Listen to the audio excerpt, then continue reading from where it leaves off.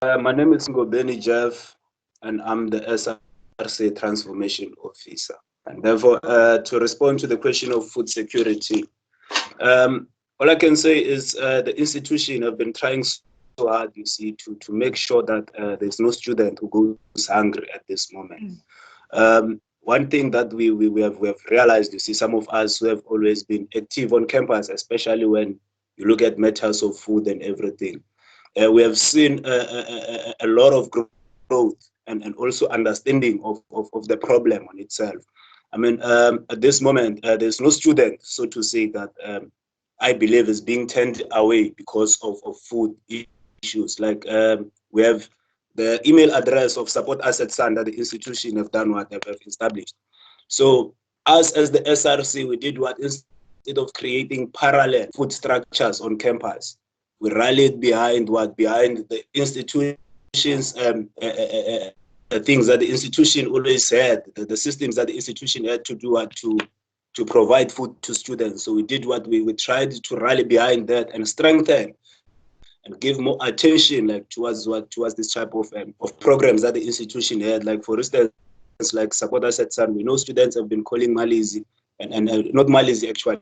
Let me say that the social workers are seeking for what, for things such as food. So we are doing what, we are sending them there. And actually, this might look like we are not doing something because we are sending students to what, to the social worker and everything. However, we cannot have different types of programs. However, our focus is one of which is food. And like when you are to look at it, we have strong people actually behind the email of Support Asset Sun. Students can call or also go there. And also we had these other food parcels that we used to deliver. Actually, they were donated by Shofa. They were coming from Shofa that Shofa was giving to students on campus. We as the SRC made it our responsibility to make sure that this food get to student rooms, get to students who are on campus and off campus. So what we did, I remember I contacted Chairperson of the SRC and said to him, Chairperson, you need to ask for a car in order to deliver this food. For such, it was to make sure that even when we deliver this food, we deliver it in a dignified manner than us doing what, working with food all over campus. So I strongly believe that COVID-19 also have also brought a lesson to our institution that there's a way in which we can do what, we can cater for food for students on campus and off campus without doing what, tampering with their dignity. When you look at the way in which the institution at this moment have been dealing with the issue of food, you'll see like even complaints online. We're used to students complaining, like, we sometimes get overexcited with Wi-Fi. However, when you look at this moment, there's so many compliments regarding the people who are behind this food security issues. For instance, I know for sure this affect some bursaries at this moment. They're struggling to pay student allowances and everything. So like that's where we come in and do what, and bridging the gap and assist students, you see, to do what, to survive during these critical times. And it's just massive how the response have been. And also, like, I'm not saying that there are no students, you see, who might be struggling with the very same system. And if there are students, we could like students to reach out to us so that we can do what we can definitely strengthen the system. And also, there's something that was just introduced by the university. I mean, students can now book food online, you see, like we used to book, and therefore the food also get delivered to their residencies and everything, of which from our side, we are also, yes, like the book food online. Like remember, like this, the booking system, you book food online, and therefore a Royal Mnandi brings the food to the residents that one stays at. So I also look at that, you see, as progress. However, what makes us very much hate is the fact that there's no student that's going hungry at this moment because of the email of Support Asset Sun, and also our cooperation. I mean, if every year on our campus, here's what they've been happening. When I arrived on campus, we didn't have, like, the food security discussions were limited to a few actually. However, you see, as much as these discussions were being strengthened and everything, I remember when you look at the Dutch Reformed Church, the Dutch Reformed Church have tried different types of models. And I was one of the students who were doing what, who were helping them experiment these models that they had with regard to is giving a student money, vouchers, or food, like what works best. And we have seen that there have been like some of these models which have worked the best. So at this moment, you see, what we are grateful for is the fact that students are not complaining about food like we used to back then, whereby we could like reach out to the Dutch from church because campus didn't have like something on in place to help rescue us. But we are glad with regard to such like there's so much that they are doing like with regard to giving students, and also vouchers. There were vouchers too that were given to students. Not that we as the SRC though cannot budget for such. We can, but there's a challenge if we create parallel structures meant to resolve one issue. Like when we are to look at it, there's also one biggest challenge that we've always been facing on our campus regarding the issue of feedback. You get it? Many students who comes for food, they come for food and don't come like they don't give feedback to her. Like of which at the end of the day, you see, it doesn't really. I mean, if now she gives me food and therefore like I'm not what happy with it and therefore leave. Like for instance, with the food packages that we're getting from Shofa, students you see are not giving feedbacks, but some you see who feels comfortable. They've said that no, Jeff, I've had too much cereal in my room, so I cannot do what I cannot continue accepting more of cereal in my room.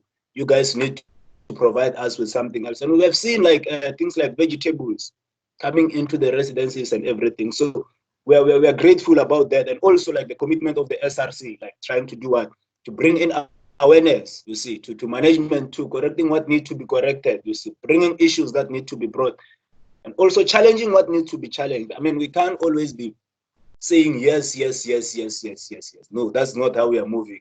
I mean, if you can look at it, the way in which everyone believes that the food program is working and everything, we also criticize it. It's not that we are comfortable with it, that it is working, and therefore, since it is working, now we must subject ourselves to what to the comfort that it is working, and therefore everyone is comfortable. No, that's not the fashion that we are moving at. Actually, no student, you see, should send an email and request for food and not receive food. Anyone who send their email and ask for food, they must get food. That's one thing that needs to happen. Like any student who send an email and say, I'm hungry. It doesn't matter where you are.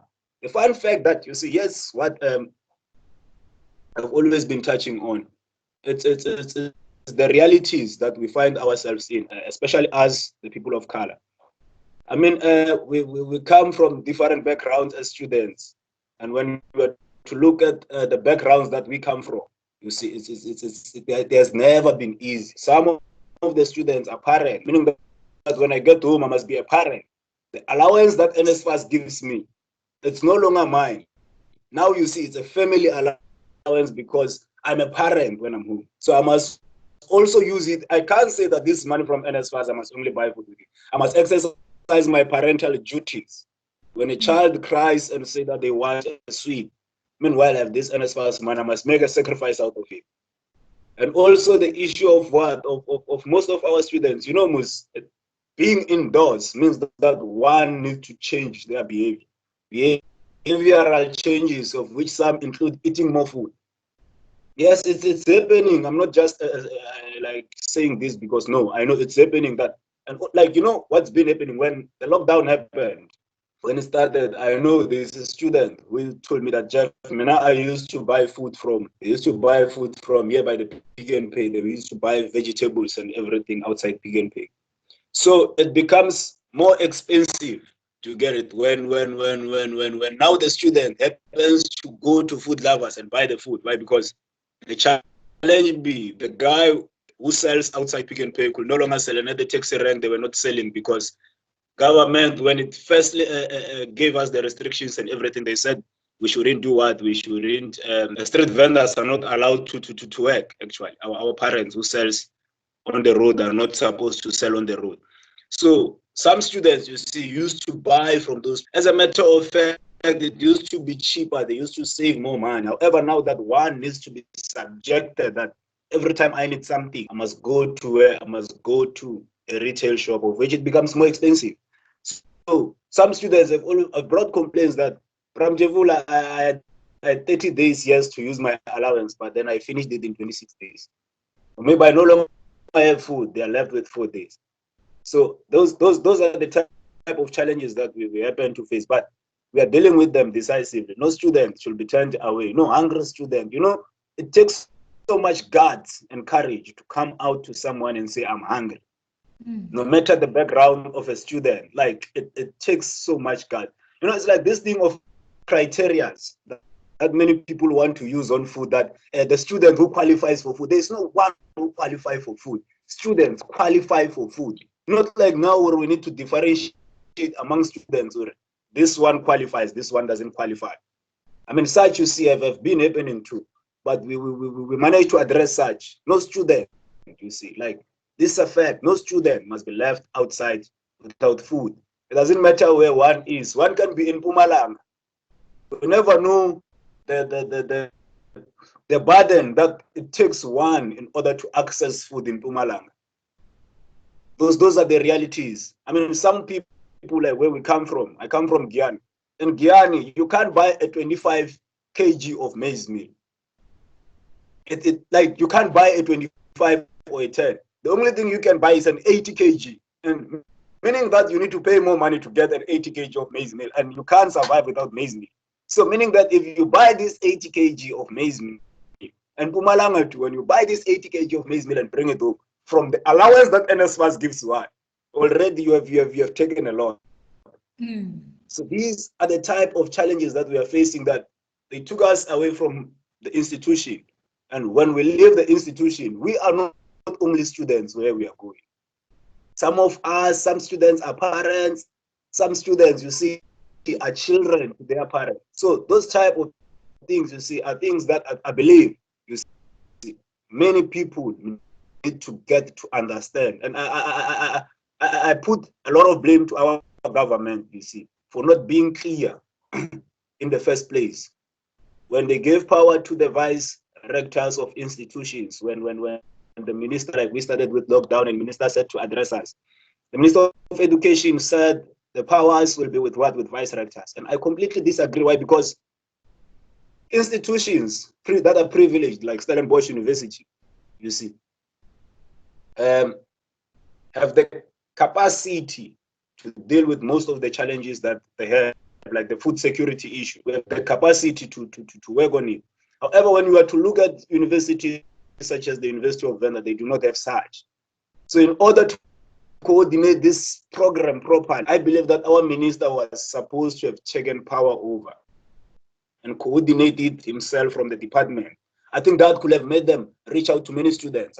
However, on our campus, we are definitely sure that no one is going hungry. And if they are, they need to reach out. We have tried to balance, actually, like when you look at issues. And also with regard to donations, you see, a chairperson have communicated with, I think he communicated twice, whereby he was also sending a number to many students, that students need to, like those who can donate. And also you can email us at the SRC if one feel like they could like to donate. I remember you asked the question about donation. So it's a matter of we accept all type of donations, and we are trying so hard, and we could like, you see, to make sure that no one goes hungry, even those that are home. Even like, I mean, we can't deny the fact that if one is going to write an exam in their mother's room, therefore their mother's room becomes an institution of Ireland automatically. There's so much things that have always been said trying to massage this way. If I'm to take the university to my home, I expect the university to treat me like a student even when I'm home. That when I need to go home during recess, I say it's recess, I'm going home, I will come back. But at this time, I'm taking the university home. Like what they say, the future have gone viral. If the future have gone viral, the future have to recognize some of the realities that we find ourselves in. I mean, when we look at the truth, you see, as it is, so many people like would love to justify this issue by the fact that some students are home, this and that, parents, some can afford this and that. Some students, instead of being solutions when they come home, they become a burden to their parents. You're raised by a single mother, there's 2 young kids at home, the mother is not working. The only money or allowance that comes into the house, it's what? Is the 1,400 rand of NSFAS. So meaning that automatically when you get home, you become what? you now become the breadwinner with that 1,400 rand. Like there's nothing that you can do. You can't run away from that fact. Oh, get home and therefore like someone get ill. And therefore you need to take money from that very same money. You don't have a choice. And when you take more money, the system online is not waiting. Meaning that one cannot do what? Cannot avoid the realities that comes with what? With being at home. And therefore, food issues, you see, must always be a priority, despite where a student is. Because, yeah, truth be told, many students, you see, the different roles when they get home. Like that's all I can say. We have different roles when we get home. And those roles are not roles to be avoided. At least you see when you speak about the rich, you're going to understand that there will be someone cooking in the house. So one have more time to do what? To sit down and work on one have more time to work on their academics, do their assignments and do everything. But reality is for someone who is poor, it's impossible. When you go online, they tell you, hey, you need to cook. And then electricity goes off. Those are the realities that comes with this type of things. And then even if, like, you know, remember where we come from. You cannot buy food and eat alone. It's impossible. How do you eat without your siblings? Meaning that if I have a banana, I buy a banana and think that I will eat a banana like before I write my exam.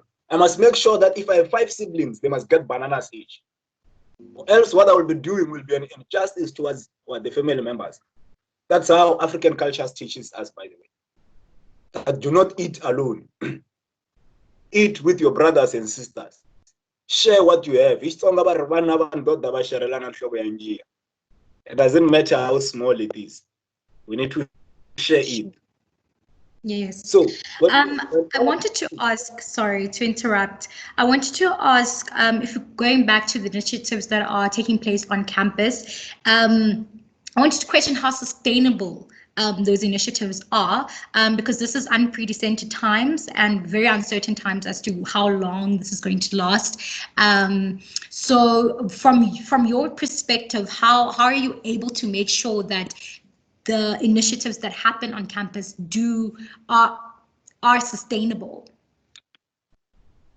oh, okay. I take it you okay. The Center of Student Development and Counseling. That's where the social workers are, and that these social workers have always been dealing with with issues of food from quite a long time. I remember in 2014 there was a guy called Likalakala. The guy actually is the one who exposed the work of the social workers. That actually we have social workers on campus who can do what? Who can give food to students who are in need. So they've been doing this work, and I strongly believe, you see, that it's also a hard for them to work during this type of time. But then it is sustainable. The initiatives are very much sustainable when you look at the issues around food security on our campus, the establishment of the food security policy, meaning that when we rally behind the sector of student development and counseling, actually, we're trying to say to many students that this is the right platform where your problem should be resolved, and therefore you shouldn't go anywhere to go seek for other solutions. So I strongly believe it is sustainable, and also we are doing what? We are trying to give it more of exposure. Why? Because that's the only place on campus that was established to deal with this type of challenge. And also when we look at colleagues from the transformation at the transformation office, at student affairs, and also here by the transformation office, they've also been working so hard, you see, with regard to trying to making sure that they give their contribution, you see, towards this type of things and everything. I remember one time when I also had doubt about the sustainability of the program, since we are doing it remotely. You get it? However, most of their inputs, I remember it was in a meeting, was very much acknowledgeable, and while looking at the type of work that is being brought in, like different types of opinions. That's what we need. I mustn't fear criticism in a meeting. That's the only way we can sustain the program and make sure that we do what we achieve the goal at the end of the day. No students left hungry outside. But when you look at how the people have been working, you can now try, like some students, Malizi, like I speak with her a lot personally. I'm not praising her, by the way, but I happen to speak with her on a regular basis, you see, and Bosnazo. She works with Bosnazo Nyembezi. I speak with them. Those are people that we have access to as the poor students of campus. Many students have access to those people, and therefore it becomes easier that even if it's on a time. I remember inquiring for this other student on a Saturday. I sent Malizi a WhatsApp message on a Saturday. You know, it was so much. Yeah, I appreciate it though, but then I mean, it's painful sometimes when you send something and realize that this person is supposed to rest. Do you get it? It's a Saturday, but then she's also working on a Saturday. You know, once upon a time I sent an email. Dr. Munita had to respond on a Sunday. So this shows us that everyone you see who's behind the system is working. And also when you look at the residents and structures and so on, like with them bringing in back the system of booking food, the resident structures. I mean, they've tried their best. Why? Because when you look at one of the challenges that many students were complaining about, actually, when you look at what many students, you see, who are critics, were focusing on, so to put it very well, most critics on campus were focusing on the fact that they want their COBs to be done what? To be converted into money, of which it's a brilliant idea. I can't lie to you. It is a brilliant idea during this time that you convert a COB into money. Do you get why? Because we have people who are back home who would like to use this money. So when our critics came into the picture, they spoke about how they want this to be converted. So with regard to the resident structures, with them providing these service deliveries, I strongly believe that they've done what? They've provided a solution towards their question of issues of COBs and money that happens to be online and everything. However, it doesn't resolve the problem as it is, as much as we refer them to supported son when they happen to run out of food.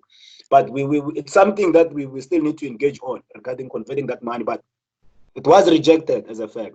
But it's a matter that needs to be strengthened. Our critics shouldn't only just look at it from the perspective of its COB, it needs to be converted. We need to also shift to a mentality of the more we convert it, the more we carry that. Because when we leave that money in there and utilize the support asset side, you see, it means that we are not getting into more of a debt. Why? Because the money that comes to COB and everything is the money that we gain from NSFAS and all those type of things. So for our people who are on NSFAS, it's more of a debt, because the more you use money, the more you carry a debt. The more you run away from expenditure, the more you save money. However, we do not want people to do what? To go out of hunger. So students must stop focusing on crying for these COB things to be converted. Students must utilize support assets and use the food services that we have on campus. Why? Because I'd find it very much immature to convert a COB into what? Yes, it's a good idea, but it's immature when you look at the fact that we are carrying burdens of debt. And when you look at this time that we are at, we should utilize this as something positive, actually. Why? Because no one is going, like, there's so many food services. When you check support asset side, send them an email. If they don't assist you, you still have like a lot. You can reach out to the SRC to strengthen the communication. You get it? And to make sure that you get what you want. So why do we need to have more of a burden? That's what I don't get around the issue of converting the COB. But it's a good idea. I support it. I stand with it. But why do you want to convert something? Why do you need more of a debt if there's something here meant for you to capitalize on? It takes us back to student leadership. You see, it also needs wisdom. We cannot have many leaders without wisdom, because leaders without wisdom, they love to mislead, because they speak out of excitement, not speaking out to resolve the problems or the challenges that students are facing. I mean, how do you cry for a 1,400 rand, not for a 400 rand of COB or 600 rand? of which it will also be a struggle when you look at how do you therefore, like say, COB is open at this time. Like you open COB now. How do you coordinate such a program of COB? Can students buy online and therefore we come deliver? Like how do you coordinate the COB program? However, when you look at the food deliveries, we have always been booking food online. Do you get it? And therefore, as a matter of fact, students must fall in love with that and continue with that system and do what again and capitalize on Support Us at Sun. Support Us at Sun was established for students. Sorry, Jeff. Sorry to cut you off. Just in closing, can you please just wrap up in terms of the exact structures that do exist on campus in terms of addressing food security? So the exact, just to, like a bullet point of it, yeah, as a conclusion. Okay, yeah, with regard to the structures that are existing, there's only one structure that is existing, and we are going to rally behind it until further notice. The Center of Student Development and Counseling have been offering food support to students. Okay. The only way to get their attention is to send them an email to Support Us at Sun. And when you send them an email, they are to respond. And then if the response happens to be something that the student doesn't feel fine with it, they should feel free to send us an email at sr@sun.ac.za. We'll do what? We'll therefore take the matter forward. We strongly believe that no student should go hungry during this time. Like I've said, we've also been trying to deliver some food from shop. Okay, and then one last question before we end the interview is, do you have any other comments as to how students with needs can help other students on and off campus? So there's a majority of us who are at home and there's students also on campus, but how can we basically hold each other's hands in this time to make sure that we are also reaching out to also help, like lending our hands to people in need? Mm-hmm. Actually, that's something great and wonderful. Like I've said, Chairperson had the numbers online. He sent it to some students on our SRC page. They are there too. But then to just to cut the story short, students who want to assist some of our students who are on campus and those who are off campus, they can reach to us at sr@sun.ac.za, and also like reach out to me too. I can also do coordinate such. But I strongly believe like we need to strengthen our end too. We are also rallying behind this, and we would also like to have some sort of like a structure where those who would like to donate from outside can donate and also like help us resolve some of these challenges. However, we are also in the processes of such, looking at the fact that we were also like caught unaware about these whole things and everything, and we had to adapt, also dealing with issues of online learning and everything. But then Chairperson raised the issue of donations, that donations need to be directed to the SRC. There was a number that need to be called, but for now I can only provide the issue of an email. That's send an email to sr@sun, and therefore we'll coordinate the issue moving forward. But it's really so much, we are very much grateful like to most of the donations that have been coming in. Like I've said, we have seen so much assistance from Shofa, of which we had to also like help one another, that there might be a need for a car. That shows that we are willing, you see, to do what to be assisted by those with the means to help us during this time. And like it's so much unfortunate that we can't reach everyone, but we would really love to reach everyone. And also like students mustn't be afraid to reach out to Support Us at Sun. The email was established for students. That's something that I will always remind students. Remember, we have Move for Food. Those type of things were established for what? To deal with challenges of food on campus. So no student should feel guilty or feel like inferior to send an email to Support Us at Sun. When a student sends an email to Support Us at Sun and happen to be rejected because they are hungry, they must do what? They must revert back to us as those that they've said that they are electing to go out and represent them. We are going to do what as the representatives? We are going to take this matter and challenge it moving forward. there's no justification of hunger. You can't justify hunger that you received a monthly allowance. Well, it doesn't matter whether I come after 10 days or 15 days. Fun fact is I'm hungry. And the problem is hunger. And you don't resolve hunger by giving advice. You resolve hunger by food. So it's a matter of food and hunger. And also, like, to those whose bursaries are not paying, they must reach out to support us at SAD. You said also reach out to us so that we can see what needs to be done, because we have bursaries that are not paying out to students out there, especially postgraduates. And such, you see, it's a matter that needs to be resolved. And we are not going to shy away about it, that we need to speak about this publicly, we shouldn't speak about this on public. No, a mistake needs to be corrected, and we are not going to sugarcoat the truth. We'll say the truth as it is. Students are not doing what? Some students are not receiving their bursary money. So as a fact, this needs to be addressed internally and also be resolved externally, because it can't be like a matter of it happens, we keep quiet, or we say support us at SAN, we let it there. No, we must also do what?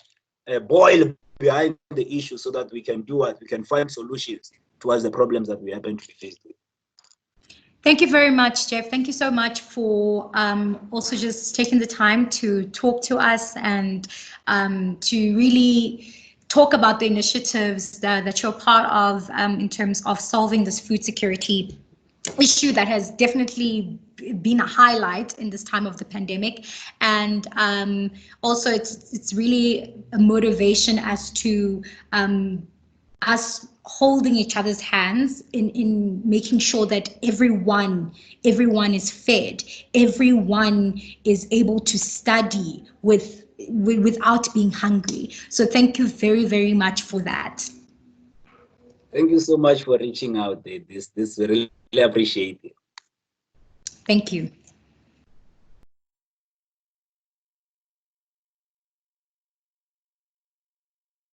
So what does the Lunchbox Fund do? Our medium for addressing the shortcomings in education in South Africa is through addressing nutrition in places of education, as you've gathered. So since around 2005, we have been offering a targeted nutrition program into early childhood development settings, primary and secondary schools as well, and after school programs. So we do the full range of education settings, right from ECDC through to young adults, really, to kids in their teens.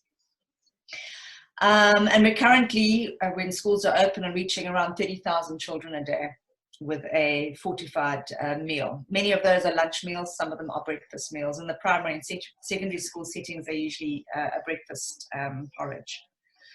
And that's at about 800 schools and ECDCs across South Africa in all 9 provinces. So our entire focus really is to facilitate education rather than to mitigate food insecurity. Essentially, a hungry child can't learn, and what we're seeing across the country are families that are very food insecure, and obviously, poverty conditions. Around 50% of the country are living below the upper bound poverty line. And those children are going to school often without any kind of decent food available to them. And it really impairs their ability to concentrate. So it's enhancing their ability to perform in the classroom and to concentrate on what they're doing, right from very young. But it also means that it's an incentive for parents and caregivers to put their children into places of education, because we see, particularly in the ECD sector, parents refuse to send their child to a preschool or a daycare centre if they aren't able to send food with their child. So you'll see a situation where around grant day or just after grant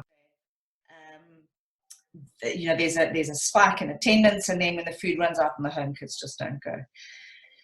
And those early child development settings, the ones that are not receiving DSD funding, offer a critical child stimulation function for sort of 40% of the poorest kids in the country. So they really are very critical points of early childhood intervention that then enable children to have a chance of being school ready.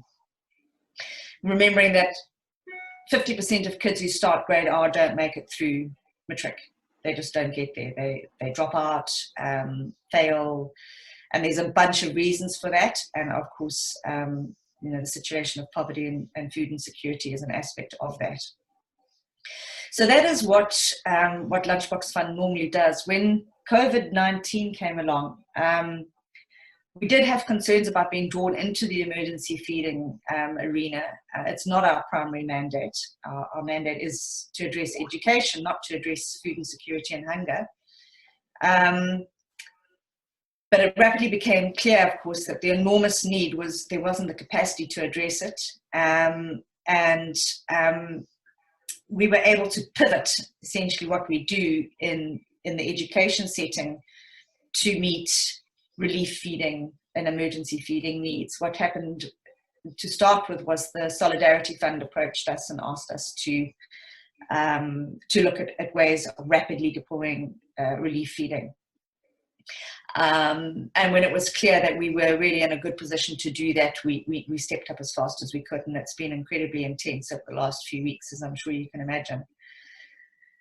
So how have we done that? Well, it's been really about partnering with grassroots organizations. Initially, we partnered with the schools and the early childhood development centers that we already support. So they gave us a very reliable point of contact in areas, in communities where there are high levels of poverty and vulnerability and food insecurity. We know this because we work in those areas and we work with those schools. And we knew that the provision of nutrition to the families of those children would be provision into families who were in need. So that's what we did with the Solidarity Fund, and that was a natural thing for us because those children were no longer receiving the school nutrition that they were getting every day. They were now left high and dry. A couple of months in, they haven't received any of their usual daily school nutrition.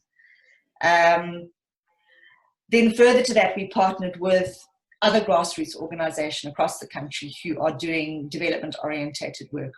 So it's enabled us to get food directly to the doors of those partner organizations who then in turn are in a position to do micro-distribution directly to families in need. And we've got a bunch of protocols in place to ensure that they've done their needs assessment well and that registers are kept and so forth. I'm not sure it could have been done more rapidly, really. It's been incredibly intense. We've distributed about 13 million meals, reaching about 420,000 people so far. Our food boxes are provisions for a meal a day for a family of 4 for a month. So we know this is insufficient to the task, and 420,000 people is a drop in the ocean compared to the millions out there that have now been flung into poverty. What has COVID-19 meant for children and for children's food insecurity? Well, the most obvious thing, I suppose, really is that what we're facing, of course, is a double pandemic or a double crisis in a sense. The one is the danger of the virus itself, which is a broad subject of debate and discussion. I will not go there because it's not really why I'm in this panel, or it's not my core area of expertise. And the second aspect is the impact on the economy and on people's livelihoods. And I think what we've clearly seen is that the lockdown has rapidly exposed the extensive underlying vulnerabilities of millions of South Africans. As I said earlier, nearly half of South Africans live below the upbound poverty line. So they're living in a state of very marginal conditions. And this is not something that I need to explain to you. It's something that as South Africans you will probably be very well aware of, especially as young South Africans. But it's amazing how many people aren't actually aware of the majority of the conditions that the majority of South Africans are living under. So withdrawing livelihoods tips those people very quickly into a state of poverty and food insecurity. And it's really exposed the extent of vulnerability in South Africa to food insecurity. We must remember that a country's economy is fundamentally there to sustain lives. That is what sustains lives and livelihoods, and that food security is a function of people's ability, largely in South Africa, of people's ability to afford food. It's food availability and food access, rather really than the ability to grow food. The majority of South Africans access food through food purchases. So their income and their livelihood stability is directly related to their level of food security. So the closure of schools has meant that these food insecure children are not receiving their daily meal. And this applies to primary and secondary school kids who around 10 million kids in South Africa, I think it is, receive the National School Nutrition Program daily, and they are not getting that. And those are kids obviously in vulnerable communities. And then further to that, the same applies in the early childhood development sector, where ECDCs are no longer getting the Department of Social Development subsidy, which has a food component in it. So registered ECDCs will be eligible for that, ones that qualify. But a very large percentage of early childhood development centres don't qualify for the DSD subsidy. They don't meet the minimum criteria, either through infrastructure deficits and a bunch of other criteria, which are really quite difficult for many ECD centres across the country. The estimate is that it's around 30,000 ECD centres that will be closed now because of and may never be able to reopen. And when you think of the number of children those centres serve, the food that they provide for those kids, and also the child stimulation functions they serve, and parental, it frees up primary caregivers to be able to work.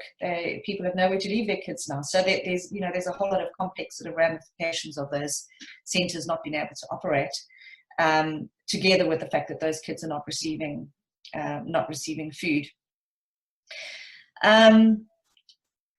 So that is, in terms of the effect of COVID-19 directly on food security and its relationship with education, it's pretty severe, it's pretty drastic, and most of it is really the result of the lockdown, which we all are aware of, I think. Food security, the right to food, as we know, is enshrined in the Constitution. It's a basic human right, and how to address the situation now, there's not going to be one panacea that's going to bring us back from this. The effects of the lockdown are going to see a tax revenue collapse by, I don't know, I think the figure is something like 250 billion just in deficit of taxes. So GDP will obviously be affected as well. So I think currently, there was an article recently in the Daily Maverick, I think that estimated 34%, 35% of South Africans are now going to bed hungry. And that's going to carry on rising because the number of job losses, many of those jobs will never be recovered. So it's really a semi-permanent state for those people and for those caregivers and parents and so forth. So that's a long-term trajectory. What we've been doing is really just plugging a few holes in the hunger crisis that need ultimately to be addressed by getting the economy right again and by government. So obviously there have been some measures under government, the social relief distress grant of 350 Rand a month, but there are various issues around access. So that has to be deployed really quickly and be very accessible for people to be something that actually has an impact on the short-term food insecurity. I think it has to be simplified, and I think it has to be a faster deployment.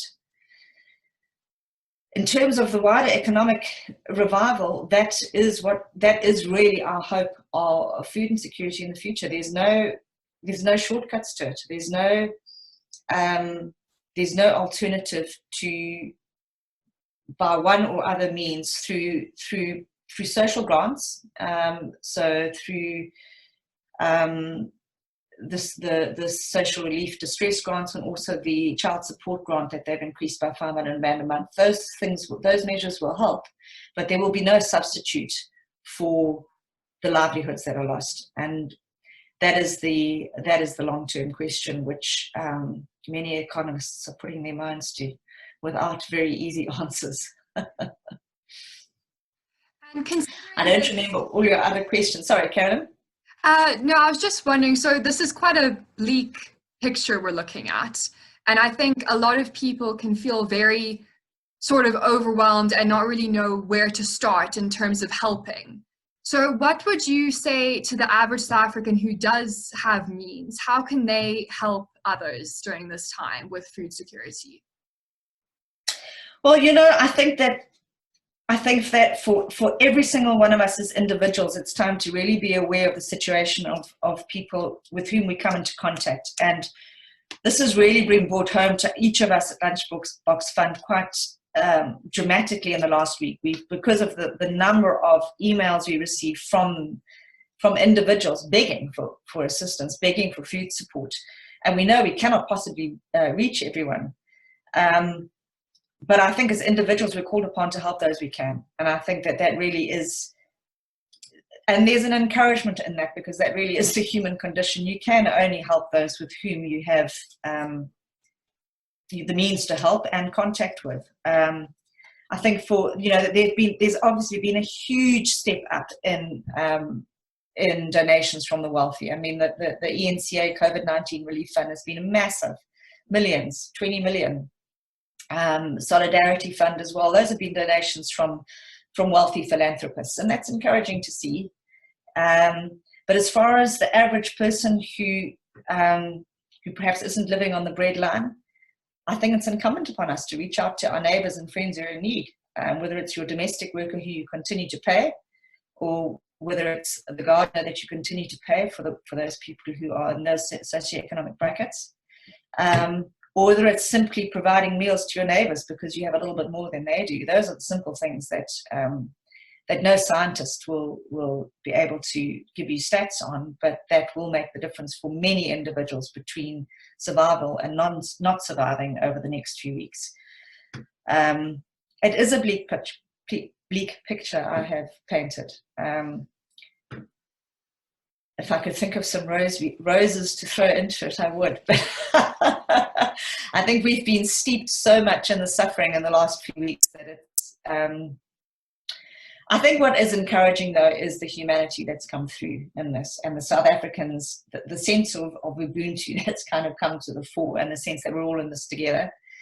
And there is always hope in that. And people are incredible at overcoming adversity. And I think we do have to hold on to that. Okay. Yeah, thank you so much. And thank you for the work you have been doing. Hard work. I'm sure. We feel very, very privileged to have just been in this position. It's just been, the emails we've received in response to our support have been incredibly moving. Tears of gratitude. You can't help everyone, but just knowing that you've changed some lives and given people hope.